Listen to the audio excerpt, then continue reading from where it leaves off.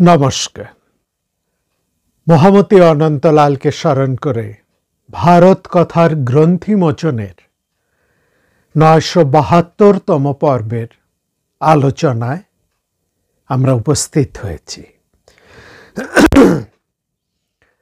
আমরা এ প্রসঙ্গে কথা বলছিলাম কপিল সুম্যরশ্মি সংবাদ, এই বিষয় নিয়ে। সুম্যরশ্মি এবং কপিল, তাদের মধ্যে যে আলোচনা হয়েছে সেই আলোচনা নিয়ে আমরা আরম্ভ করেছিলাম সেই একটা মহতী পার্থিব সমিতির মতনই একটি আলোচনা, এবং যেখানে আমরা দেখেছি স্বয়ং মহারাজ নহুষ তার রাজসভায় এই আলোচনা হচ্ছে। এই আলোচনার আরম্ভের পেছনে একটি ছোট্ট কাহিনী আছে, সেটি আমরা গত পর্বে শুনেছি যে মহারাজ নহুষ, যাকে ধার্মিক প্রবর বলা হয়েছে, তার পরিচয় তো আমরা গত পর্বে পেয়েছি। ঋগ্বেদের মধ্যে তাকে কোন দৃষ্টিতে দেখা হয়েছে, তার কি পরিচয়, সেটা আমরা পেয়েছি, এবং মহাভারতে তার কি পরিচয় সেটাও আমরা ভারত কথার গ্রন্থিমোচনের আদি পর্ব নিয়ে যখন আমরা আলোচনা করছিলাম মহাভারতের, সেখানে আমরা বিস্তৃত আলোচনা করেছি। এখানে এই ঋগ্বেদের মধ্যে নহুষ তাকে প্রথমে বলা হয়েছে বিষপতি, এবং শুধু তাই নয়, তিনি মনু যখন রাজা ছিলেন, এই পৃথিবীর প্রথম রাজা বলা হয় মনুকে। তারপর অনেক মনু, অন্তত 12 জন মনু এই পৃথিবীকে শাসন করেন, এবং তারা প্রত্যেকেই মনু নামে বিখ্যাত হন, এবং তাদের এক একটা শাসনের যে সময়, তাকে এক একটা এই সময়কালকে মন্বন্তর বলা হয়। তো এই মনুদের তিনি ছিলেন প্রধান অমাত্য, প্রধান পরামর্শদাতা। এতটাই জ্ঞানী ছিলেন তিনি রাজনীতি শাস্ত্রে। পরবর্তীকালে তিনি শশাঘরা, এই জম্মু দ্বীপের অর্থাৎ এই ভারতবর্ষের তিনি অধীশ্বর হন। তো এই ধার্মিক রাজা বলে তাকে ঋগ্বেদের মধ্যে বর্ণনা করা হয়েছে। ধার্মিক অর্থে যিনি ধর্ম জানেন, ধর্ম অর্থে এখানে কিন্তু নীতি, নিয়ম, আইন, অনুশাসন, অর্থাৎ রাজ্য পরিচালনার ক্ষেত্রে রাজনীতির অন্তর্ভুক্ত যে সমস্ত নীতি জানা একজন রাজার বিশেষ প্রয়োজন, সেই সমস্ত রাজনীতি তথা পররাষ্ট্রনীতি, অর্থনীতি, সমাজনীতি, ধর্মনীতি ইত্যাদি সর্বপ্রকার নীতিতে পারদর্শী ছিলেন মহারাজ যযাতি, এবং তিনি একজন সুদক্ষ শক্তিশালী রাজা ছিলেন। পুরাণে আমরা তার পরিচয় পেয়েছি যে তার প্রভাব, তার প্রতিপত্তি, তার দক্ষতা এতটাই ছিল, এত বৃহৎ মাত্রায় ছিল যে তিনি ইন্দ্রের, তখন যে দেবরাজ ইন্দ্রের অবর্তমানে তিনি ইন্দ্রপদ লাভ করেছিলেন, এবং তারপরে কি ঘটনা ঘটেছিল সেটাও আমরা জেনেছি। যাই হোক, এখানে আমরা নহুষের যে পরিচয় পাচ্ছি, সেখানে তাকে বলা হচ্ছে ধার্মিক প্রবর। সেই মহারাজ নহুষের রাজ পরিবারে একদিন অতিথি হিসেবে উপস্থিত হন ঋষিবর ত্বষ্টা। ঋষিবর ত্বষ্টা তিনি বিভিন্ন জায়গায় পরিভ্রমণ করতে করতে নহুষের রাজধানীতে এসে উপস্থিত হন। নহুষ তাকে যথাবিহিত সম্মানে তাকে বলেন যে আপনি যদি আমার এইখানে কিছুদিনের জন্য আমার আতিথ্য অতিথি হিসেবে আপনি যদি বসবাস করেন, আপনাকে সেবা করার যদি আমাকে একটু সুযোগ দেন, তাহলে আমি কৃতকৃতার্থ বোধ করব। ত্বষ্টা অত্যন্ত সে সময়ের একজন বিখ্যাত ঋষি। তাকে পুরাণে তার যা পরিচয় আছে, এই ত্বষ্টাকে বলা হয় শুক্রাচার্যের পুত্র। তিনি পিতার মতনই তিনি জ্ঞানবান।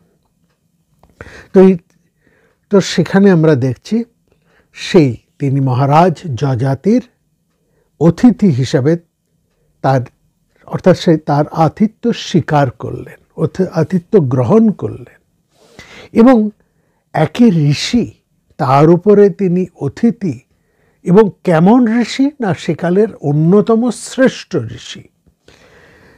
বেদবিধি অনুসারে যথাযোগ্য আপ্যায়ন তো একজন সংসারী গৃহী ধর্ম। রাজাও তো একজন গৃহী মানুষ। রাজা নহুষ তাই অতিথি সেবা করার জন্য তার গোশালা থেকে একটি হৃষ্টপুষ্ট বলিষ্ঠ গাভীকে নিয়ে আসতে আদেশ দিলেন এবং বললেন এই গাভীকে বধ করে তার মাংস দিয়ে অতিথিযজ্ঞ সম্পাদন করতে। তিনি জানতেন যে গার্হস্থ্য আশ্রমে অতিথি সেবাই হল সবচেয়ে বড় ধর্ম, আর অতিথি পরিতুষ্ট হলে স্বর্গলাভ সুদূর থাকে না। অন্তত এটাই তো বেদেরও কথা, শ্রুতিতে তো তাই বলা হয়েছে, এবং গৃহী ধর্ম হিসেবে এ কথাই সেখানে বলা হয়েছে যে গৃহে সমাগত অতিথি যদি প্রসন্ন হন, তাহলে তার সেই অতিথির প্রসন্নতার একজন গৃহী স্বর্গ লাভ করতে পারেন। অর্থাৎ অতিথি সেবার এতটাই গুরুত্ব ছিল সে সময়, এবং অতিথিরও এরকমই মর্যাদা ছিল। রাজা যখন সেখানে এই আদেশ দিচ্ছেন, তখন সেই রাজসভায় উপস্থিত ছিলেন মহাজ্ঞানী মহর্ষি কপিল, যার কথাও আমরা বিস্তৃতভাবে গত পর্বে বলেছি। অর্থাৎ কপিল, তার সম্পর্কে বলা হয় তিনি যে কেবল সাংখ্য প্রণেতা তা নয়, তিনি কিন্তু যোগশাস্ত্রেরও প্রণেতা। এবং এই সাংখ্য যোগ, কপিল সম্পর্কে একসঙ্গে সাংখ্য যোগ এই দুটি শাস্ত্রের কথাই উচ্চারিত হয়। কপিল একাধারে সাংখ্য এবং যোগ উভয় শাস্ত্রেরই যেন প্রণেতা। এবং শুধু তাই নয়, আমরা গত পর্বে এও শুনেছি যে ভাগবত পুরাণে কপিলকে অত্যন্ত ভক্তিমার্গীয় বলা হয়। অর্থাৎ একদিকে তিনি নিরীশ্বরবাদী দর্শন রচনা করছেন, যোগশাস্ত্র তার সন্ধি, তার সমস্ত গুরুত্বপূর্ণ তথ্য তিনি আমাদের কাছে তুলে ধরছেন। অন্যদিকে তিনিও প্রবর ভক্ত, ভক্তিশাস্ত্রেরও তিনি অন্যতম প্রণেতা। এই হচ্ছে কপিলের, মহর্ষি কপিলের পরিচয়। সেই রাজসভায় যেখানে ত্বষ্টা এসে উপস্থিত হয়েছেন, মহারাজ যযাতির রাজসভায়, সেখানে উপস্থিত আছেন মহর্ষি কপিল। সবাই তাকে খুবই সম্মান করেন, সমীহ করে চলেন। এই সমীহের কারণ তার জ্ঞান, তার মিতাহার, তার সংযম ইত্যাদি গুণ। তিনি কপিল সেখানে বসে আছেন, তিনি দেখছেন ত্বষ্টা এসেছেন, রাজা তাকে যথাযোগ্য আপ্যায়ন করছেন, এ পর্যন্ত সবই ঠিক আছে। কিন্তু যখনই তিনি দেখলেন অতিথি সেবার জন্য রাজা গোশালা থেকে একটি প্রাণবন্ত গাভীকে বধ করার প্রস্তুতি নিচ্ছেন, তখনই তার মুখ দিয়ে একটি শব্দ বেরিয়ে এলো। তিনি বললেন, হায় বেদ। এই কথাই তার মুখ দিয়ে বেরিয়ে এলো। যদিও অনুচ্চ ছিল মহর্ষি কপিলের কণ্ঠস্বর, তবু রাজার কানে কিন্তু সেই শব্দ পৌঁছল। শুনলেন ত্বষ্টাও। বিস্মিত নেত্রে সবাই তাকালেন মহর্ষি কপিলের দিকে।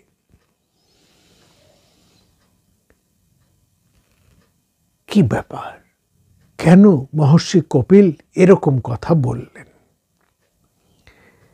কিন্তু তারা কোনো কিছু কথা বলার আগেই সবাই আরো বিস্মিত হয়ে দেখলেন সেই বদ্ধ গাভীটি, সেও সুস্থির হয়ে দাঁড়িয়ে গোল গোল দুটি চোখ মেলে তাকিয়ে আছে মহর্ষির দিকে, মহর্ষি কপিলের দিকে। সবার মনে হলো সেই দৃষ্টির মধ্যে যেন সেই গাভীর যে একটা জাতিগত দৃষ্টি থাকে, সেই দৃষ্টি নয়, এই দৃষ্টিটা যেন একটা সাধারণ গাভীর দৃষ্টি নয়, এই দৃষ্টিটা যেন একটু অন্য রকম, অন্য কিছু, যেন সাধারণ এক গাভীর দৃষ্টির পরিবর্তে একটু অস্বাভাবিক এমনই একটা যেন দৃষ্টি। পর মুহূর্তে সবাইকে চমকে দিয়ে স্পষ্ট মানুষের কণ্ঠস্বর উচ্চারিত হলো গাভীর মুখ থেকে। গাভীটি বলে উঠল মানুষের কণ্ঠে গাভীটা বলে উঠল, মহর্ষি কপিল, আপনি মহাজ্ঞানী, বেদবিদ, তবু আপনি বেদকে উদ্দেশ্য করে এমন হায় হায় করে উঠলেন কেন? আপনি অবশ্যই জানেন যারা তাপস, সম দমশীল ধৈর্যবান পুরুষ, যাদের দৃষ্টি শ্রুতি বিজ্ঞান সম্পন্ন, বেদকে তারা মান্য করেন ঈশ্বরের নিঃশ্বাসভূত বাণী বলে, পরমেশ্বরের নিঃশ্বাসভূত বাণী বলে, বেদ নির্দিষ্ট কর্মের মধ্যেই মুক্তি নিহিত আছে, এই ভেবেই যারা বেদকে গ্রহণ করেন, তাকে অনুসরণ করেন, বেদের কথা মেনে চলেন, আপনি নিজেও একজন বেদবিদ প্রাজ্ঞ পুরুষ, তবু আপনার মুখ থেকে এরকম বিপরীত বাক্য কেন উচ্চারিত হলো? প্রসঙ্গত আমরা বলিনি, এই যে আলোচনা, এই যে সেটারও একটা অতীত আছে। অর্থাৎ এই কাহিনীটি যেটা আমরা আলোচনা করছি, কপিল সুম্যরশ্মি সংবাদ, এই কাহিনীটির একটি ইতিহাস আছে। সেটি হচ্ছে মহারাজ যুধিষ্ঠির, তিনি মহামতি, সরসজ্জার শায়িত মহামতি ভীষ্মের কাছে একটি প্রশ্ন করেছেন। বলেছেন যে গার্হস্থ্য এবং সন্ন্যাস আশ্রমে, এই দুই আশ্রমের মধ্যে দিয়েই যদি, তো এই দুই আশ্রমের মধ্যে দিয়েই একজন, অর্থাৎ গার্হস্থ আশ্রমে থেকে অথবা সন্ন্যাস আশ্রমেতে বসবাস করে এবং দুই আশ্রমেরই ধর্ম যথাযথভাবে পালন করে সেই পরম সম্পদ, ঐশ্বর্য, বীর্য, শ্রী, যশ, জ্ঞান, বৈরাগ্য, এই ৬ গুণ, এই ৬টি পরমকে একজন মানুষ লাভ করতে পারে। যদি দুই আশ্রমের মধ্যে দিয়েই এটি লাভ করা সম্ভব হয়, তবু আমার প্রশ্ন যে গৃহস্থ ধর্ম ও যৌগ ধর্ম, অর্থাৎ এই সন্ন্যাসীর ধর্ম, যৌগ ধর্ম, এই দুইয়ের মধ্যে কোনটি শ্রেষ্ঠ? মহামতি ভীষ্ম সেই প্রশ্নের কোনো সরাসরি উত্তর না দিয়ে তিনি একটি কাহিনী সেখানে বললেন যে একটি প্রাচীন কাহিনী আমি তোমার কাছে সেখানে বলবো, তার মধ্যে থেকেই তুমি তোমার প্রশ্নের উত্তর পেতে পারবে। এবং সেই কাহিনীটি হচ্ছে মহর্ষি কপিল এবং সৌম্য রশ্মির মধ্যে একটি আলোচনা। তো সেই কাহিনীর মধ্যেই আমরা রয়েছি। তো এই কপিল, মহর্ষি কপিল যখন ওই গাভীটিকে নিয়ে এসে অতিথি সৎকারের জন্য যখন গাভীটিকে নিয়ে আসার কথা বলা হলো, তখন তিনি সেটা শুনে হায় বেদ করে উঠলেন। তার কথা শুনে আমরা দেখলাম স্বয়ং সেই গাভীটি মানুষের ভাষায় কথা বলে উঠল, এবং সেখানে সেই গাভীর মুখ থেকে যে কথাটি উচ্চারিত হলো সেটা আমরা শুনলাম যে বেদনির্দিষ্ট কর্মের মধ্যেই তো মুক্তি রয়েছে, এবং আপনি নিজেও একজন বেদবিদ ব্রাহ্মণ প্রাজ্ঞ মানুষ হয়েও আপনার মুখ থেকে কেন এরকম বিপরীত বাক্য বেরোল? আসলে কথাটা হচ্ছে এই, বেদে বলা হয়েছে অতিথি সেবাই হচ্ছে একজন গৃহস্থের পরম ধর্ম, এবং অতিথিকে সেবা করার জন্যেই মহারাজ যজাতি ওই তখনকার দিনে সেই গাভীর মাংস এই দিয়ে তিনি সৎকার করতে চেয়েছেন তারা অতিথিকে। এই কথাটি, কারণ এই সময় সে সময় এটা প্রচলিত ছিল, গাভীর মাংস দিয়ে কিন্তু তখন খাওয়ার একটা প্রচলন ছিল। তবে এই গাভী বলতে এখানে যেটা বোঝানো হচ্ছে বন্ধা গাভী, হয় ষাঁড় হবে না হলে বন্ধা গাভী যার কোনো বাছুর হবে না, এরকম গাভীকে কিন্তু সে সময় খাওয়ার একটা প্রচলন ছিল। যজ্ঞে এই গোমাংস দিয়েও যজ্ঞ করারও সেখানে প্রচলন ছিল, এবং বহু আর্য পুরুষেরা স্বয়ং রামচন্দ্র থেকে আরম্ভ করে এই সমস্ত মহাভারতের যত বড় বড় চরিত্ররা সে সময় এই গোমাংস ভক্ষণের একটা প্রচলন কিন্তু আর্য সমাজের মধ্যে বেশ ভালো মতনই ছিল, এবং সেটা ছিল তখনকার একটা উৎকৃষ্ট খাদ্য হিসেবেও কিন্তু গাভী, বাছুরের রোস্ট ইত্যাদির ব্যবহার কিন্তু সেটা ছিল। কিন্তু মনে রাখবেন সে সময় কিন্তু কোনো মানে যে গাভী দুধ দেয়, যে গাভীর বাছুর আছে, সেই সব গাভীকে বধের কিন্তু নিয়ম ছিল না, এটা কিন্তু বারণ ছিল একদম পরিষ্কারভাবে। মনুশাস্ত্রের মধ্যেও তার কথা বলা আছে। একমাত্র ষাঁড় বা বন্ধা গাভী তাকে কিন্তু খাবারই নিয়ম ছিল। যাই হোক, সেরকমই সেইভাবে সেই গোমাংস এনে মহারাজ যজাতি ত্বষ্টা ঋষিকে তার সেবা করবেন, এরকমই ব্যাপার জন্য তিনি ওই গাভীর মাংস কথা বলা হলো। অর্থাৎ এখনকার দিনে আমাদের বাড়িতে তেমন কোনো বিশেষ অতিথি এলে আমরা যেমন ওই মাংস ভাতের একটা ব্যবস্থা করি, মাছ মাংসের যেমন একটা ব্যবস্থা করি, আজকালকার ভাষায় বিরিয়ানি, মাংস ভাত, এই বিরিয়ানির শব্দটাও এ ধরনের পলান্ন, পল শব্দের অর্থ হচ্ছে মাংস ভাত, পলান্ন, এইটাও রয়েছে কিন্তু মহাভারতে এবং রামায়ণের মধ্যে। যাই হোক, সেই কথার মধ্যে আমরা যাব না। আমরা বলছি এরকম একটা ব্যবস্থা করছেন, কিন্তু সেখানে আমরা দেখলাম আশ্চর্য হয়ে গাভীটি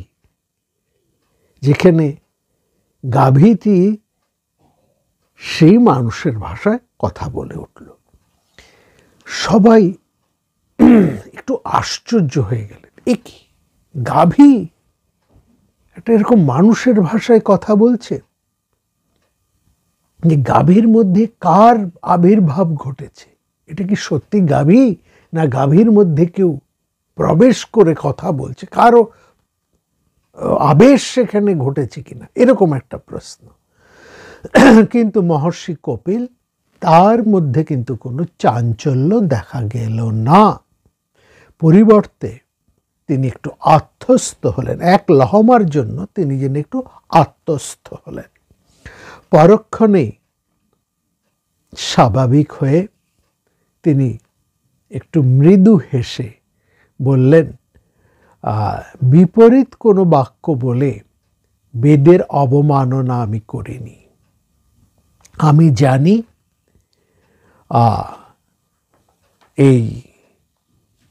সেই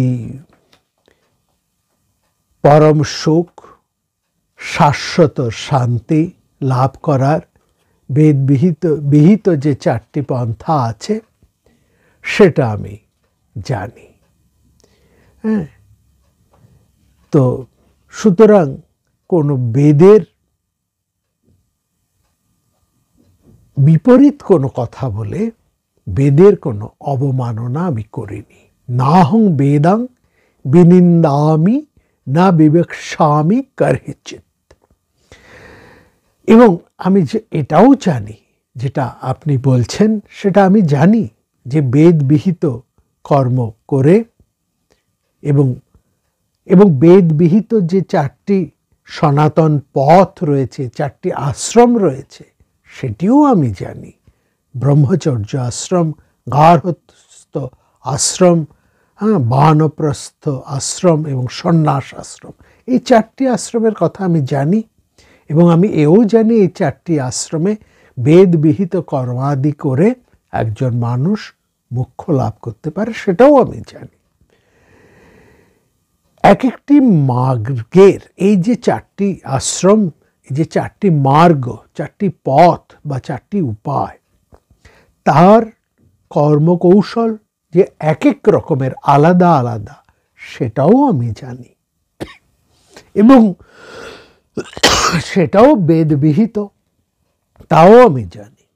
ফলকে উদ্দেশ্য করেই বেদ সেই সব কর্মকৌশলের বিধান যেমন দিয়েছে, তেমনি এই কি ব্রাহ্মণ এই প্রশ্ন যে বেদ রাখেনি যে কোনটা শ্রেয়, কোনটা প্রেয়, কোনটা বিশেষ, কোনটা নির্বিশেষ,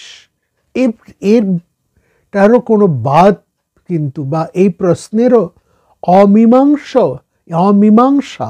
বা অমীমাংসিত কোনো তাৎপর্য বেদ রাখেনি। এইটিরও মীমাংসা, অর্থাৎ কোনটা শ্রেয়, কোনটা প্রেয়, কোনটা বিশেষ, কোনটা নির্বিশেষ, সে সম্পর্কেও বেদের সম্পূর্ণ স্পষ্ট নির্দেশ রয়েছে।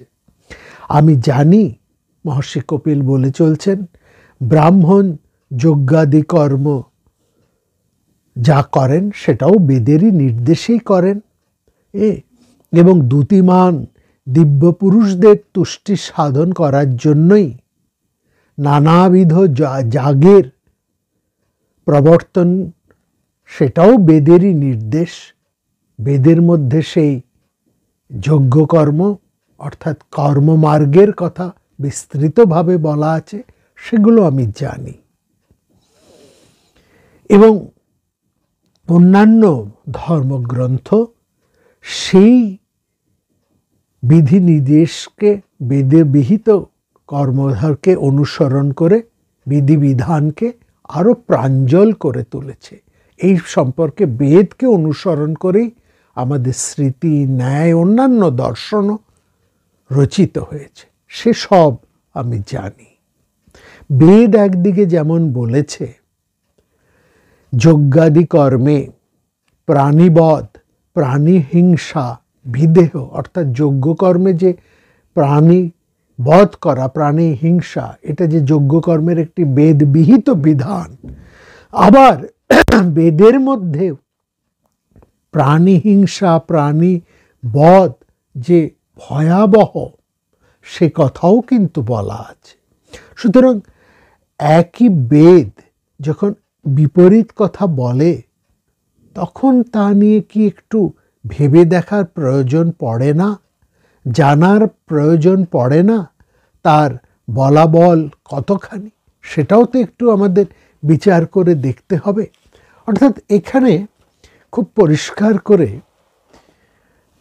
কপিল বলছেন যে ব্রহ্মচর্য, গার্হস্থ, বানপ্রস্থ এবং সন্ন্যাস এই চারটা আশ্রমই বেদবিহিত।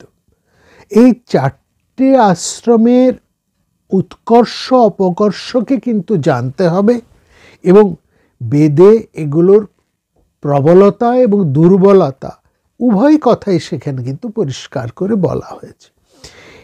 কিন্তু এও তো ঠিক, হ্যাঁ, যে বেদের মধ্যে এ কথাও তো বলা আছে যে এইসব কাজগুলো করা উচিত এবং এই বেদবিহিত কর্মের মধ্যে প্রাণে হিংসার কথা যেমন আছে, আবার এই বেদের মধ্যেও তো হিংসা না করার কথাও তো পরিষ্কার করে বলা আছে।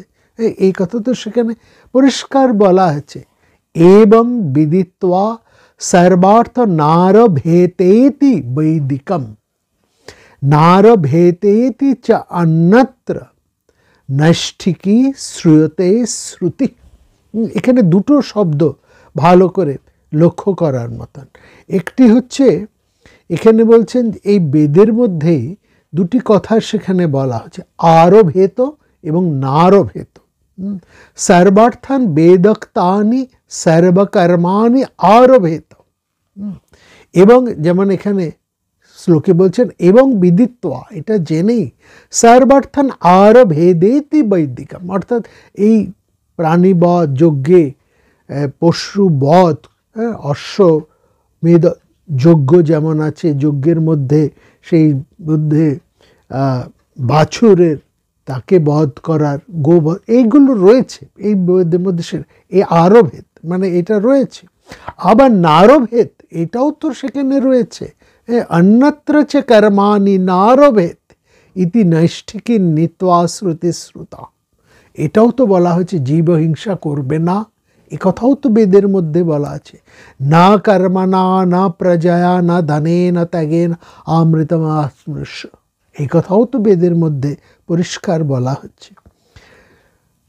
সুতরাং কর্ম করলে দোষ হয়, আবার কর্ম না করলে গুরুতর দোষ হয়ে যায়। কিছু কাজ করলে দোষ হয়, আবার ওই কাজ কিছু না করলেও গুরুতর দোষ হয়, এরকম একটা পরস্পর বিরুদ্ধতা রয়েছে। সুতরাং বেদের মধ্যে আছে, এইটা ধরেই কোনো কাজ করা যায় না। এইটার এই বেদে কি বিধান আছে, এই যে একটা বিপরীত কথা সেখানে বলা রয়েছে, বিরুদ্ধ কথা একই সঙ্গে উচ্চারিত হয়েছে। সুতরাং মহর্ষি কপিল বলছেন উভয় মতেরই বলাবল, তার ফল, তার প্রয়োগ, সেটা জেনে আমাদের কাজ করা উচিত, এটা বলছেন। অর্থাৎ বেদে আছে বলেই তা করব, এটা যেমন ঠিক, তেমনি বেদের মধ্যে যখন আবার তার বিরুদ্ধ কথা রয়েছে, সুতরাং দুই কথার তাৎপর্যকে অনুধাবন করে কোনটা আমার পক্ষে প্রেয় নয় শ্রেয়, সেটা বিচার করে কাজটা করাটাই বোধহয় সমীচীন, এমন এই কথাই বললেন। এখানে যে মহর্ষি কপিল সেই গাভীটিকে উদ্দেশ্য করে যে কথাটা বলছেন, যে একই বেদ যখন এই বিপরীত কথা বলে তখন একটু ভেবে দেখার প্রয়োজন যে যে কথাগুলো বলছে তার প্রেক্ষিত কতখানি, তার বলাবল কতখানি, তার তাৎপর্য কতখানি। অর্থাৎ আলম্বন, অর্থাৎ এই প্রাণী হিংসা কি হিংসার উদ্রেক করে না? তুমি কি কখনো প্রত্যক্ষ করেছো কিংবা অনুভব করেছো যে হিংসাশ্রয়ী শাস্ত্রকে অবলম্বন করে কেউ কখনো শ্রেয় লাভ করেছে? এই ছিল মহর্ষি কপিলের প্রশ্ন। সেই যে গাভীটি, যেটি মানুষের ভাষায় কথা বলে উঠলেন, তার অন্তরালে আসলে ছিলেন দ্বিজশ্রেষ্ঠ সৌম্যরশ্মি। তিনি যেন সেই গাভীর মধ্যে প্রবেশ করে তার যুক্তি দিচ্ছেন। অর্থাৎ এইখানে গাভীটি হচ্ছে একটা উপলক্ষ মাত্র, আলোচনা হচ্ছে বা কথাবার্তা হচ্ছে মহর্ষি কপিল এবং দ্বিজশ্রেষ্ঠ সুম্য ঋষির, এই দুজনের মধ্যে। মহারাজ যযাতির তিনি তার গার্হস্থ্য ধর্ম পালন করবেন, অতিথি সেবা করবেন বলে গাভীটিকে এনে বধ করে তার মাংস দিয়ে অতিথি সেবা করবেন। এই হচ্ছে মহারাজ যযাতির ইচ্ছে বা সেই সময়ের অতিথি সেবার যা প্রচলিত প্রথা, সেই অনুসারে এইটিকে উপলক্ষ করে এতগুলো কথা এলো। আমরা মহর্ষি কপিলের কথা শুনলাম, এবার শুনব সৌম্য ঋষি তার বিপক্ষে কি কথা বলেন। এখানে তার কথা উঠে এসছে। মহর্ষি কপিলের কথার উত্তরে সৌম্য ঋষি বলছেন, মহর্ষি কপিল, মহারাজ যযাতি তিনি গৃহস্থ হিসেবে অতিথি যজ্ঞ সম্পাদন করবেন বলেই গাভী আলম্বন অর্থাৎ গোবধের ব্যবস্থা নিয়েছিলেন, নিজের রসনা তৃপ্তির জন্য নয়। আর এই বেদের মধ্যে শ্রুতিতেই তো কথা বলা হয়েছে যে এই যজ্ঞ বা কর্ম গৃহস্থের ধর্ম। सर्ग कामो जजेतेति सततं श्रूयते श्रुति फलं प्रकल्प पूर्वं हि ततो यज्ञ प्रतायते। মানে একজন মানুষ যিনি স্বর্গ কামনা করেন, স্বর্গ কামনা যারা করেন তারা যজ্ঞ করবে, এটা তো শ্রুতিরই কথা। সুতরাং মানুষ সে স্বর্গ কামনা করেই সে যজ্ঞ কর্ম করে, এবং সেখানেই তিনি মহারাজ যযাতি তার গার্হস্থ্য ধর্ম অনুসারে অতিথি সেবা করার জন্য এই যজ্ঞ কর্মটি করছেন। এই কর্মটি তার যজ্ঞ কর্মের সঙ্গেই তুলনীয়। অতিথি সেবা এক গৃহস্থের যজ্ঞ কর্মই বলে শ্রুতিতে বলা হয়েছে। যে গৃহী একজন গৃহস্থ যিনি নিষ্ঠার সঙ্গে এই ধর্ম পালন করে সেই স্বর্গ সুখ লাভ করে। এই সুখ লাভ তো গৃহস্থ মানুষ মাত্রেরই কাম্য। একজন গৃহস্থ তো এই কামনাই সবসময় করে, এবং তার জন্যই সে বেদবিহিত যা নিয়ম, যা অনুশাসন, তাই সে মেনে চলে। বেদবিহিত কর্মেই সে নিষ্ঠা ভরে করে চলে, এবং সে কারণেই শ্রুতি বা বেদ দিয়েছে যজ্ঞের ব্যবস্থা, কর্মের প্রণালী। প্রকান্তরে বেদ তো এই নির্দেশই দিয়েছে যেন কেউ অন্ন হতে বঞ্চিত না হয়। আর এই অন্ন তো কেবলমাত্র অন্ন অর্থাৎ ধান মাত্র নয়, এই অন্নের প্রাণের অন্ন কি তাও কিন্তু শ্রুতি নির্দেশ করে দিয়েছেন। এই প্রাণের অন্ন কি কি হতে পারে, চাল, গম, যব, এরকম আর কি কি এই প্রাণের অন্ন হতে পারে সেটাও শ্রুতি কিন্তু নির্দেশ করে দিয়েছে। তার মধ্যে চতুষ্পদ তৃণভোজী প্রাণীদের মধ্যে বিশেষ করে ছাগল, ঘোড়া, মেষ, গাভী, খেচর, আকাশচরদের মধ্যে পাখি, আবার ভূমিজাত ধান, যব, ফলমূলাদি এসবই রয়েছে। সেখানে বলছেন একেবারে अजश्च अश्वश्च मेषश्च गौश्च पक्षिगणाश्च जे ग्राम्य अरण्यश्च औषधय प्राणस्य अन्नमिति শ্রুতি। প্রাণের অন্ন বলে শ্রুতি নির্দেশ করে দিয়েছে। কি সেটা? ছাগ, অশ্ব, মেষ, গো এবং কিছু পাখি, এবং গ্রাম্য অরণ্য যত শস্য রয়েছে যেমন ধান, যব ইত্যাদি, যা কিছু শস্য রয়েছে, এই সবই তো বলপুষ্টিকারক খাদ্য। শ্রুতি নির্দেশিতই তো এসবই প্রাণেরই অন্ন। এই কথা সেখানে পরিষ্কার বলেছে। তো শ্রুতিতেই তো আমরা দেখি স্বয়ম্ভু ভগবান প্রজাপতি, যিনি এই সবের স্রষ্টা, তিনি দেবতাদের দিয়ে যজ্ঞ করিয়ে তাদের দ্যুতিমান করেছেন।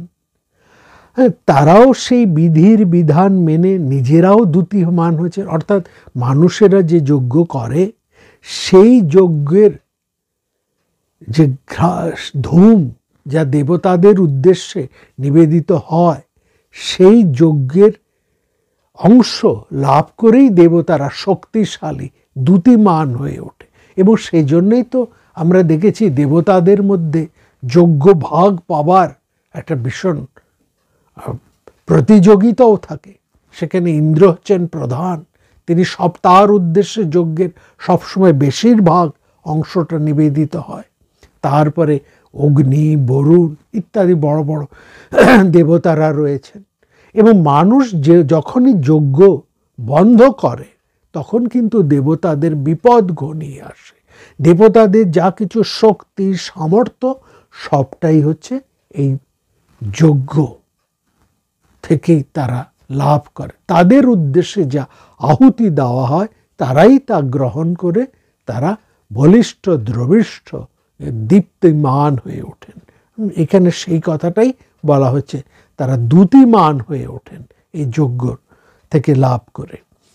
ফলে আর এই যজ্ঞ কর্ম কেমনভাবে করা হবে, কোন যজ্ঞের কি ব্যবস্থা, কোন যজ্ঞের কোন মন্ত্র, কোন যজ্ঞের কি আহুতি দেওয়া হবে, এই সবটাই কিন্তু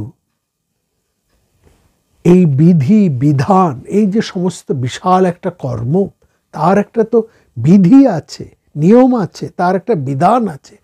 এই যজ্ঞ কর্মের বিধি বিধান এগুলো তো ব্রাহ্মণদের উপরই ন্যস্ত। এটা তো তাদেরই দায়িত্ব দেওয়া হয়েছে, কোন যজ্ঞের কোন মন্ত্র কিভাবে করা হবে, কোন উপাচারে করা হবে, কিভাবে করা হবে, সেটা তো ব্রাহ্মণদের উপরই সেই দায়িত্ব দেওয়া হয়েছে। তারা তো সেই যজ্ঞ কর্মই করে থাকে। কেননা বেদের ব্রাহ্মণ্য ভাগ থেকেই তো যজ্ঞের উদ্ভব ঘটেছে। স্বয়ং ব্রহ্মা, স্বয়ং ভগবান যে যজ্ঞের স্রষ্টা, যিনি যজ্ঞপতি, ব্রাহ্মণদের দায়িত্বে যে যজমান, স্বয়ম্ভু নির্দিষ্ট উপকরণ সংগ্রহ করে যজ্ঞ সম্পাদনা করে, সেই তো তার সেই দেবতাকে সেই তা দান করে, তার বিনিময়ে সে স্বর্গসুখ লাভ করে। তার জন্যই তো সে কাজ করছে। অর্থাৎ আমরা এখানে খুব পরিষ্কার দেখছি, এই সুম্যরশ্মি ঋষি বা ব্রাহ্মণ সুম্যরশ্মি, তিনি যা বলছেন, তিনি আসলে বেদের ওই যজ্ঞ কর্ম অর্থাৎ কর্মকাণ্ডের তিনি একজন প্রধান পুরুষ, তিনি কর্মকাণ্ডী, তিনি এই সমস্তগুলো খুব ভালো জানেন। তিনি কোথায় কিভাবে যজ্ঞ হবে, কোন যজ্ঞের কি উপকরণ, কোন যজ্ঞ কিভাবে চলবে, সেই যজ্ঞের মন্ত্র, অর্থাৎ তিনি একজন বিখ্যাত জ্ঞানী কর্মকাণ্ডী মানুষ। এবং তিনি তার দিক থেকেই তার যুক্তি দিয়ে যাচ্ছেন। এবং সেখানে বলছেন কর্মে এই যজ্ঞকে ঠিক যজ্ঞ কর্ম অর্থাৎ যজ্ঞকেই কিন্তু কর্মের সাথে তুলনা করা হয়েছে। এক মহাভারতের সময় অর্থাৎ বেদের সময় থেকে যখন মহাভারতে অর্থাৎ পৌরাণিক যুগে চলে এলো, উপনিষদের যুগ পার হয়ে যখন চলে এলো, যখন কর্মকাণ্ড থেকে জ্ঞানকাণ্ড প্রাধান্য দেখা গেল, তখন কিন্তু যাজ্ঞিক এই কর্মকাণ্ড অনেকটা ম্লান হয়ে গেল। তখন সেখানে প্রতিষ্ঠা পেল জ্ঞানকাণ্ড। সেই জ্ঞানকাণ্ড কিন্তু যজ্ঞকে অস্বীকার করছে না, কিন্তু কর্মকাণ্ডের যে বাহুল্য, সেই বাহুল্যকে অনেকটা কমিয়ে দিয়ে যজ্ঞের অন্তর্তাৎপর্যকেই সেখানে কিন্তু প্রধান করে ধরা হয়েছে। সেই দৃষ্টিটা, সেই ভাবটাও কিন্তু আমরা এই সুম্য ঋষির রশ্মির মধ্যে দিয়ে, সুম্য রশ্মির কথাবার্তার মধ্যে দিয়ে আমরা তা কিন্তু লক্ষ্য করব। অর্থাৎ তিনি পুরোপুরি কর্মকাণ্ডে ঠিক ওই রকম নয়। যজ্ঞে যে ব্রাহ্মণ, যজ্ঞের মন্ত্রভাগ, ব্রাহ্মণ, আরণ্যক এরকম যে ভাগ আছে, সেখানে ব্রাহ্মণ্য ভাগের যে বিরাট কর্মকাণ্ড, সেখানে কিভাবে যজ্ঞ করতে হবে ইত্যাদি ব্যাপারে নানা বিধি বিধান এই নিয়ে বিশদ আলোচনা আছে। তিনি এগুলো জানেন। সেই সঙ্গে সঙ্গে তার আলোচনা থেকে আমরা এটাও দেখব যে যেহেতু মহাভারতের সময় তার মধ্যে দিয়ে উপনিষদের জ্ঞানকাণ্ডের একটা বিরাট পর্বের প্রভাব সেখানে রয়েছে, সুতরাং এই ঋষি কেবলমাত্র শুষ্ক কর্মকাণ্ডী নন, তার মধ্যে জ্ঞানকাণ্ডের প্রভাবও কিন্তু রয়েছে। সেই তার কথাবার্তার মধ্যে আমরা সেটাও কিন্তু বিশদে লক্ষ্য করব। এবং তিনি সেখানে বলছেন যে কর্ম প্রবৃত্ত থাকাটাই হচ্ছে বড় ধর্ম। এখানে যজ্ঞকে তুলনা করা হয়েছে কর্মের সাথে। যজ্ঞ কথার অর্থ ওই ব্রাহ্মণ থেকে যখন মোটামুটি আরণ্যক পর্ব পার হয়ে যখন উপনিষদের পর্বে চলে এলো, তখন যজ্ঞের অভিধাই কিন্তু অনেকটা পাল্টে গেছে। যজ্ঞ শব্দের অর্থ তখন দাঁড়িয়েছে বৃহৎ কর্ম। বৃহৎ বলতে এখানে কিন্তু নিষ্কাম কর্ম, এই ভাবটা চলে এসে নিষ্কাম কর্ম, অন্য এক বৃহৎ হিতের উদ্দেশ্যে, একটা সার্বজনীন হিতের উদ্দেশ্যে একটা বৃহৎ কর্মই কিন্তু যজ্ঞ কর্ম। এবং ঠিক সেটাকেই লক্ষ্য করে ঋষি তাই বলছেন যে এই যজ্ঞ তো একটা বড় ধর্ম, যজ্ঞ কর্ম তো একটা বৃহৎ কর্ম, একটা বৃহৎ ভাবনা সেখানে রয়েছে।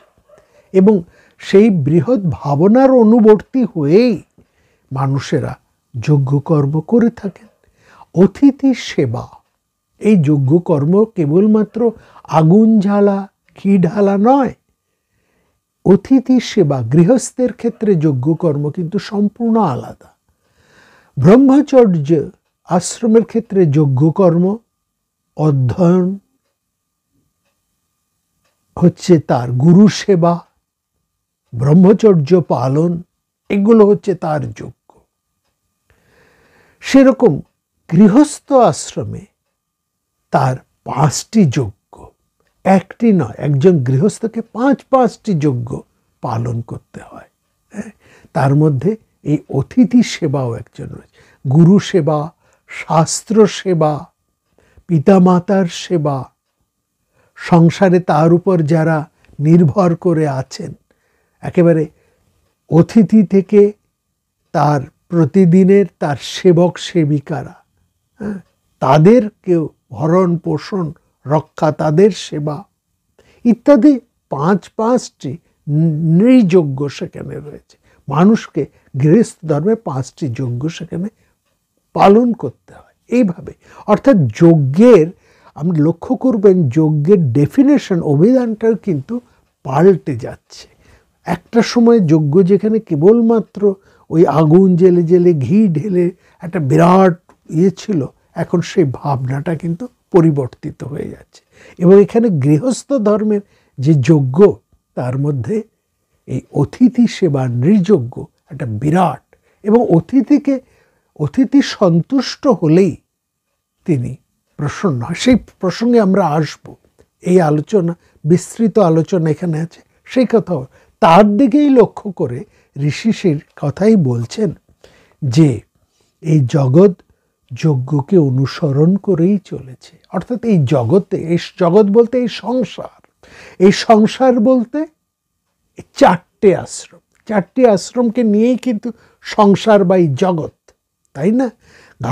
সেখানে ব্রহ্মচর্য আশ্রম, গার্হস্থ আশ্রম, বানপ্রস্থ এবং সন্ন্যাস, প্রত্যেক আশ্রমের আলাদা আলাদা যজ্ঞ কর্ম রয়েছে এবং প্রত্যেকেই সেই বেদবিহিত যজ্ঞকর্ম পালন করেই মোক্ষ লাভ করতে পারেন, শ্রেয় লাভ করতে পারেন। গার্হস্থ আশ্রমের সেই যজ্ঞকর্মের দিকেই কথা বলছেন ঋষি। তিনি বলছেন এই সংসারে সমস্ত যজ্ঞকে অনুসরণ করে এই সংসার চলেছে, অর্থাৎ যজ্ঞকর্মই এই সংসারের প্রধান, অর্থাৎ কর্ম হচ্ছে তার প্রধান। কর্ম বলতে এখানে কোন কর্মের কথা বলা হচ্ছে? নিষ্কাম কর্মের কথা, শ্রেয় কর্মের কথা। যজ্ঞ এখানে কিন্তু সম্পূর্ণ নিষ্কাম ভাবনায় এসে দাঁড়িয়েছে। পরার্থে এক বৃহৎ ভাবনায় সমবেত আত্মত্যাগ বা তার একটা বিশাল ভাবনার মধ্যে যুক্ত হওয়াই হয়ে যাচ্ছে যজ্ঞকর্ম। রামেন্দ্র সুন্দর ত্রিবেদীর একটি যজ্ঞ কথা বলে একটি চমৎকার বই আছে, আপনারা সেটা দেখতে পারেন। খুব মোটা বই না, বই। সেখানে তিনি যজ্ঞ কথাকে খুব চমৎকারভাবে ব্যাখ্যা করেছে। যাই হোক, আমরা এই কথার মধ্যে চলে আসি। বলছে জগৎস্থিতির মূলেই রয়েছে যজ্ঞ। যদি যজ্ঞ না হয়, যজ্ঞ বলতে এখানে কিন্তু নিঃস্বার্থ কর্ম।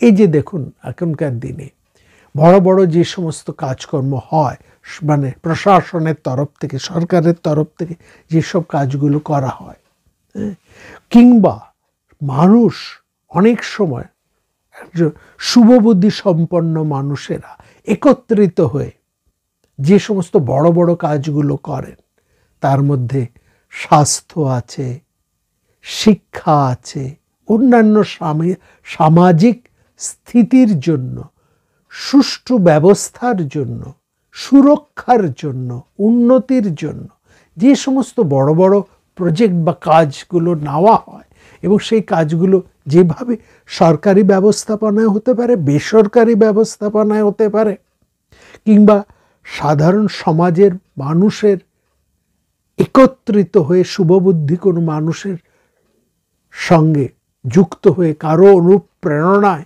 সেই বড় কাজ করা, এই সব কাজই হচ্ছে যজ্ঞকর্ম।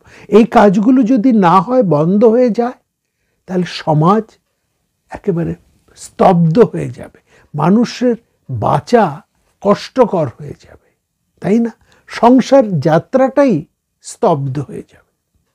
এবং সেই জন্য দেখা যায় যে যখন কোনো মানুষের জীবনে বিপন্নতা আসে, কোনো দেশে, রাষ্ট্রে যখন বিপন্নতা দেখা দেয়, তখন শাসক কিন্তু এরকম বড় বড় জনহিতৈষী কাজগুলোকে নেয়।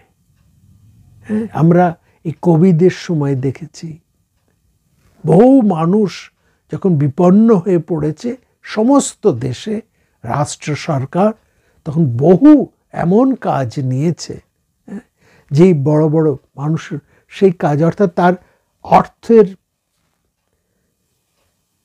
সে প্রচুর অর্থ দিয়ে সাহায্য করছে, সরাসরি টাকা পয়সা দিচ্ছে, কিংবা বড় বড় উন্নতির কাজ করছে, তাতে অনেক মানুষ এসে কাজ করছে। সুতরাং এটা যে কোনো বিপন্নতা যখন দেখা যায়, প্রাকৃতিক বিপন্নতা হতে পারে, সামরিক কারণে বিপন্নতা হতে পারে, নানা রকম কারণে হতে পারে, তখনই কিন্তু রাষ্ট্র, যে শাসক, তখন রাষ্ট্রবাসীর কল্যাণের জন্য, সুষ্ঠুভাবে জীবনযাত্রা চালানোর জন্য, এই বিপন্ন সময়কে দূর করার জন্য এরকম বড় বড় কাজ, একটা বিরাট বিরাট কাজ তারা নেয়। রাস্তা নির্মাণ, জলাশয়, হাসপাতাল তৈরি, বা সরাসরি জনসাধারণকে খাবার পৌঁছে দেওয়া, অল্প পয়সায় বা বিনা পয়সায় তাদেরকে কিছু টাকা পয়সা দিয়ে সাহায্য করা, বা সহজ ঋণের ব্যবস্থা করা, নানা রকমের জনহিতকারী কাজগুলো করা, এই সবটাই কিন্তু যজ্ঞকর্ম। এই সবটাকেই আধুনিক ভাষায়, অর্থনীতির ভাষাতেও কিন্তু যজ্ঞকর্ম বলা হয়। সুতরাং এই জগৎস্থিতির মূলেই হচ্ছে যজ্ঞ। ঋষি বলছেন এই যজ্ঞকর্ম তো জগৎস্থিতির মূলেই। সুতরাং সেখানে তিনি বলছেন যে অহমিকাকে কোনো মানুষ, অর্থাৎ যে কথাটাই আমরা একটু আগে যজ্ঞের ব্যাখ্যা প্রসঙ্গে বলেছি, সেই কথাটাই ঋষি পরিষ্কার করে বলছেন, অহমিকা বর্জন করে, অর্থাৎ আমি করছি একজন, আমার দম্ভ, আমি দেখানোর জন্য কাজ করছি, আমার ক্ষমতা কত, আমার অর্থ কত, এইসব, এটা হচ্ছে অহমিকা। এইটা দেখানোর জন্য মানুষ কাজ করে। আর কিছু মানুষ কাজ করে নিঃস্বার্থভাবে, কোনো রকম তার স্বার্থবোধ সেখানে নেই, তার কিছু চাওয়া পাওয়ার নেই। সেটাই হচ্ছে যোগ্য কর্ম। যেখানে স্বার্থ ভাবনায় কাজ করা হয় সেটা হচ্ছে সকাম যজ্ঞ, আর যেখানে একটা পরের হিতের জন্য করা হয় সেটা হচ্ছে নিষ্কাম যজ্ঞ। সুতরাং এখানে বলছে অহমিকা বর্জন করে, অহংজাত কামনাকে সম্পূর্ণ বিসর্জন দিয়ে যে কোনো কর্ম করা হোক না কেন, সেই কাজের মধ্যে কিন্তু কোনো হিংসা থাকে না, এবং সেখানে কোনো বিকৃত মানসিকতার অবকাশও সেখানে থাকে না। এবং সে এই জায়গাটাই খুব বিশেষ করে লক্ষ্য করার। দেখুন, যজ্ঞকর্ম ভাবনা কতটা পরিবর্তিত হয়ে এসেছে মহাভারতের সমাজে, এবং এটা সম্পূর্ণই উপনিষদের প্রভাব, অর্থাৎ সেই জ্ঞানকাণ্ডের প্রভাব। সেখানে শুষ্ক কর্মকাণ্ডের যে ক্রিয়া ছিল, নিষ্প্রাণ ক্রিয়া, তার মধ্যে একটা তাৎপর্য যোগ করে সেটাকে আরো মহান করে তুলেছে, এবং সেখানে সমস্ত কর্মকেই নিষ্কাম কর্মের ভাবনায় প্রতিষ্ঠিত করে ছোট বড় সব কাজকে যোগ্য কর্মের মর্যাদায় প্রতিষ্ঠিত করে দিয়েছে। এবং এই ভাবনায় যখন কোনো কাজ করা হয় তখনই সেটা যোগ্য কর্মের মর্যাদা লাভ করছে। এবং সেটাই বলছেন যে মহর্ষি বেদের নির্দেশিত, তাই কোনো কিছু বিচার না করেই সেখানে বলছেন যে যজ্ঞ করো, যজ্ঞ করো, বৃহৎ কর্মে তুমি আত্মযজ্ঞ, এই শব্দটাও সেখানে উঠে আসছে। এক বৃহৎ কর্মের সাথে যুক্ত হও, এক বৃহৎ ভাবনার সঙ্গে নিজেকে যুক্ত করো, বিধি বিধান মেনে তুমি যজ্ঞ করো। যেই প্রমাণকে মেনে যজ্ঞ করে, কর্ম করে, তার কাছে প্রবৃত্তি নিবৃত্তির কোনো সমস্যাই থাকে না। এবং সেখানে খুব পরিষ্কার করে এই কথাই বলা হচ্ছে, বেদ বাধা বিদশ্চৈব প্রমাণ অভাব ভয়ং তদা, তার মধ্যে কোনো ভয় থাকে না। ভয় কি?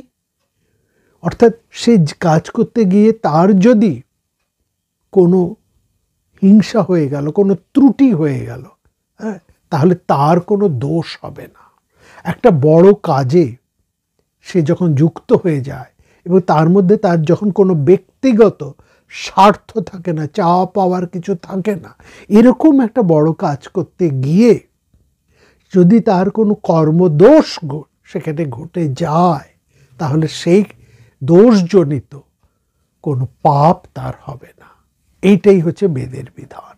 অর্থাৎ মূল লক্ষ্যটা হচ্ছে তুমি কোন ভাব নিয়ে কাজটা করছো, সেটাই হচ্ছে আসল। এবং কপিল, মহর্ষি কপিল অনেকক্ষণ চুপ করে শুম্ভ ঋষির কথা শুনলেন। তিনি বললেন, ব্রাহ্মণ, তুমি যা বলছো তাতে তো মনে হচ্ছে তুমি জানো, তুমি অজ্ঞান নও, কিন্তু এটা কি অস্বীকার করতে পারো লৌকিক উপকরণ নিয়ে মানুষ যে কাজ করে, বা সে যেভাবেই কাজ করুক না কেন, তার মধ্যে একটা রজগুণ কি আসে না? তার মধ্যে কি একটা রজগুণের প্রভাব দেখা দেয় না? অস্বীকার করতে পারো কি যে এই রজগুণের প্রভাবেই মানুষের সেই কাজ বা সেই কাজের মধ্যে দিয়ে সে কখনো শোক পায়, কখনো দুঃখ পায়, কখনো তার হর্ষ বিষাদ এসব ভোগ হয়? না, অস্বীকার করি না, বললেন সৌম্য ঋষি। শুম্ভরশ্মি। শুম্ভরশ্মি বললেন, আমি তা অস্বীকার করি না। কপিল বলে, কিন্তু তুমি তো আমাকে শোনালে সে জ্ঞানমার্গের কথা, ইন্দ্রিয়গুলোকে সংযমের মধ্যে রেখে যে মার্গ অবলম্বন করে সন্ন্যাসীরা, সেটার তো হচ্ছে সর্বারম্ভ পরিত্যাগী তাদের পথ। শোক দুঃখ হর্ষ বিষাদকে অতিক্রম করে তারা নিজেরাই ব্রহ্মস্বরূপ হয়ে ভূমানন্দে থাকেন। তাদের কাছে পাপও নেই, পুণ্যও নেই। দ্বন্দ্বহীন হয়ে নিজেদের মধ্যেই তারা সবাইকে দেখেন, আবার সবার মধ্যেই তিনি নিজেকে দেখেন। এটাই তো আমরা সেখানে দেখছি, তাই না? এমনই তো একটা অবস্থার মধ্যে একজন থাকেন। সেক্ষেত্রে তুমি কি বলতে চাইছো? তুমি বললে এটা ঠিক যে ফলকামনা না করে কর্ম যিনি সাধন করেন তিনি বাস্তবিকই কাউকে হিংসা করেন না, সেটা ঠিক, আমি সেটাকে অস্বীকার করছি না। কিন্তু কাজ করতে করতে এটাও তো আমরা দেখছি যে সেই কাজের মধ্যে একটা রজগুণের প্রভাব হয়, এবং সেই রজগুণের প্রভাবে একজন মানুষ কিন্তু সেই ধরনের কাজ ভাব তার মধ্যে চলে আসে। এবং সেখানে তিনি বলছেন, যা একেবারে আমরা মহাভারতের মধ্যে সে কথাই পাচ্ছি, অপবর্গে অত সন্ত্যাগে বুদ্ধি চকৃত নিশ্চয়া ব্রহ্মিষ্ঠ ব্রহ্মভূতাশ্চ ব্রহ্মণ্যৈব কৃতালয়।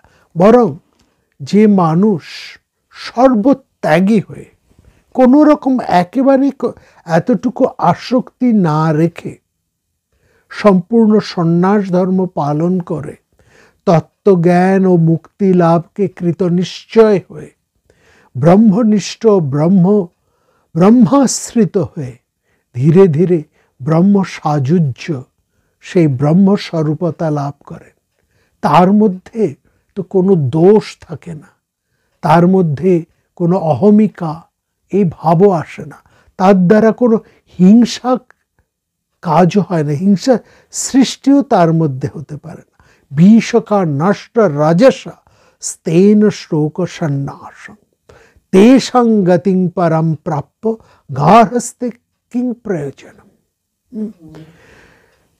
এই কথা শুনে তিনি বলছেন যে মহর্ষি কপিল বলছেন, যারা সন্ন্যাসে, যারা এইরকম সর্বত্যাগী, যাদের মধ্যে কোনো আসক্তি নেই, তাদের মধ্যে যে রজগুণের যে প্রভাব, যে কোনো কাজ করতে করতে মানুষের মধ্যে একটা অহমিকা, একটু নিজের দম্ভ, একটা অহংকার আসতে বাধ্য। সে যে কোনোভাবেই কাজ করুক না কেন, যত বড় উদ্দেশ্যে সে যুক্ত হোক না কেন, কিন্তু কাজ করতে করতে কোথাও তার মধ্যে একটা অহংকার, একটা আমিত্বর ভাব চলে আসে।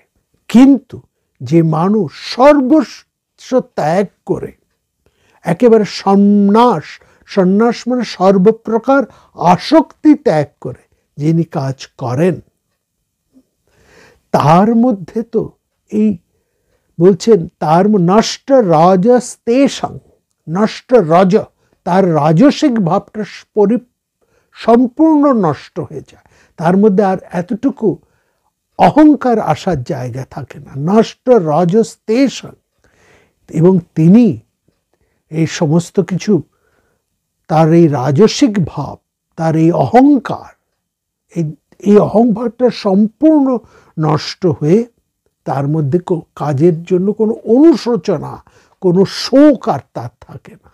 তিনি যে কোনো কাজই করুক না কেন তার কোনো অনুশোচনা থাকে না, কোনো শোক থাকে না, এবং তার ফলেই সে শ্রেষ্ঠ, সে পরম লোক, পরম গতির তিনি অধিকারী হয়ে পড়ে। সেক্ষেত্রে বলতে পারো এই গার্হস্থ্য ধর্মের কি প্রয়োজন? এটা হচ্ছে কপিলের যুক্তি। অর্থাৎ মহর্ষি কপিল তিনি যুক্তি দিচ্ছেন, তিনি জোর দিচ্ছেন সেই সন্ন্যাস ধর্ম বা যোগ ধর্মের উপরে, এবং বলছেন একজন মানুষ সম্পূর্ণ নির্বিণ্ণ হয়ে, যোগযুক্ত হয়ে, সম্পূর্ণত নিষ্কাম ভাবনায়, সন্ন্যাস মার্গে সে তার অন্তরের সমস্ত অহংকার, সমস্ত আসক্তি, সমস্ত আমিত্বকে নাশ করে সেই পরম এই ভাব নিয়ে সে যদি কাজটি করে, তাহলে সেই কাজের মধ্যে তার কখনই কোনো শোক সৃষ্টি হয় না, তার কাজের মধ্যে দিয়ে কখনো কোনো ত্রুটি ঘটে না, কারণ সে তো সম্পূর্ণত নিষ্কামভাবে অনাসক্ত যোগে সে কাজ করছে, একেবারে সন্ন্যাস ধর্ম গ্রহণ করে। কিন্তু গৃহস্থের মধ্যে একজন গার্হস্থ সে যতই নিষ্কামভাবে কাজ করুক না কেন, যত বড় যোগ্য কর্মের সঙ্গে সে নিজেকে, যত বড় মহৎ ভাবনার সঙ্গে সে নিজেকে যুক্ত করুক না কেন, গার্হস্থ ধর্মে থাকলে একটা তার আসক্তি, একটা মোহ, তার একটা মমত্ব, একটা অহংভাব তার আসতে বাধ্য। এই হচ্ছে মহর্ষি কপিলের যুক্তি। অতএব তিনি বলছেন একজন শ্রেষ্ঠ মানুষ সে সবসময় যোগযুক্ত হয়ে যোগ মার্গে বিচরণ করবে। সেখানে গার্হস্থ ধর্মের কোনো গুরুত্বই আমি দেখছি না, এবং সেখানে তিনি এই কথাটাই খুব পরিষ্কার করে বলছেন, বিশোকা নষ্ট রাজসস্তেষাং, তিনি বিশোক হন, তার সমস্ত রাজসিকতা, অর্থাৎ দেখেন অহংকার, দর্প, আমিত্ব, মমত্ব, এই যা কিছু, এই সব কি বলছে রজস, নষ্ট রাজস স্তেষাং, সমস্ত রাজস ভাব তার নষ্ট হয়ে যায়। তেষাঙ্গতিং পরম প্রাপ্য, সেই পরম গতি তিনি পান, সেই লোক সনাতন, সেই পরম গতিটি তিনি লাভ করেন। সনাতন লোক, তার জন্য ঈশ্বর যেন সেই পরম ধাম নির্দিষ্ট করে রেখেছেন, সেই পরম লোক তিনি পান। তেষাঙ্গতিং পরম প্রাপ্য গার্হস্থে কিং প্রয়োজন, এই গার্হস্থ ধর্ম পালন করার কি প্রয়োজন? অর্থাৎ মহর্ষি কপিল তিনি সওয়াল করছেন, জোর দিচ্ছেন যোগ ধর্মের উপরে। অর্থাৎ তিনি বলতে চাইছেন একজন মানুষ যোগমার্গী হয়ে, সন্ন্যাস মার্গী হয়েই যথার্থভাবে সেই যশ, প্রতিষ্ঠা, শ্রী এবং পরম কল্যাণকে সে লাভ করতে পারেন। আমরা শুনব এর উত্তরে সুম্যঋষি, সুম্যরশ্মি তিনি কি বলছেন, সুম্যরশ্মি তিনি এর উত্তরে কি বলছেন, এটা আমরা শুনব।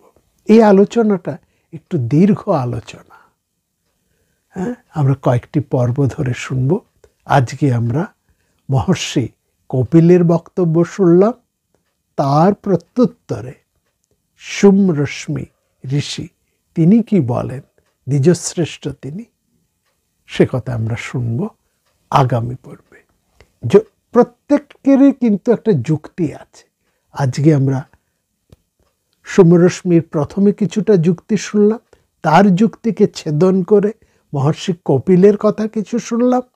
আগামী পর্বে দেখব সুম্যরশ্মি তিনি মহর্ষি কপিলের যুক্তিকে কিভাবে ছেদন করছেন শুনব। তারপরে সব শেষে মহাভারতের নিজস্ব যুক্তি কি সেটা আমরা শুনব। 2-3টি পর্ব ধরে এই আলোচনা আমাদের চলবে, এবং সমস্ত মহাভারত প্রেমীদের কাছে আমাদের অনুরোধ, সমস্ত মানুষের কাছেই আমাদের অনুরোধ, কখনোই নির্ভারত হয়ে থাকবেন না। প্রাণারাম প্রাণারাম প্রাণা